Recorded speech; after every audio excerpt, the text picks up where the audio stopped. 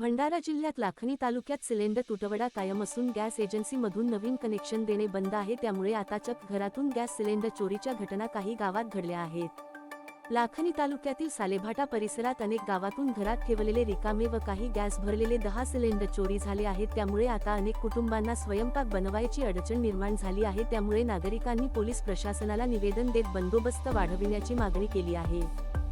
माझे नाव मनोज बघेले। आमच्या गावातून 8 ते 9 सिलेंडर चोरी गेलेले आहेत आणि आम्हाला 2 महिन्यापासून तरी पण सिलेंडरची अशी तादळच होत आहे। तेवढ्यातच आमचे सिलेंडर चोरी गेलेले आहेत। काय मागणी काय? आमची मागणी अशी आहे की आमच्या गावात हे सिलेंडर चोरी नाही गेले पाहिजेत, ना पोलिसांनी याचा थोडा बंदोबस्त करायला पाहिजे, जेणेकरून घरून चोरी होणे हा बंद झाला पाहिजे। माझं नाव मनोरमा कामते। काय प्रकार घडला तुमच्या घरी? आमच्या घरी हंडा चोरी गेला। काय मागणी आहे तुमची?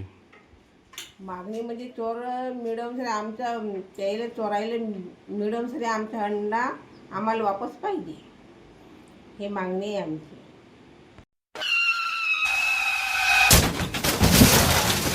आता गाडीवर मोबाईल नंबर नाही तर इमर्जन्सी QR कोड लावा, जे तुम्हाला अडचणीच्या वेळी मदत करेल।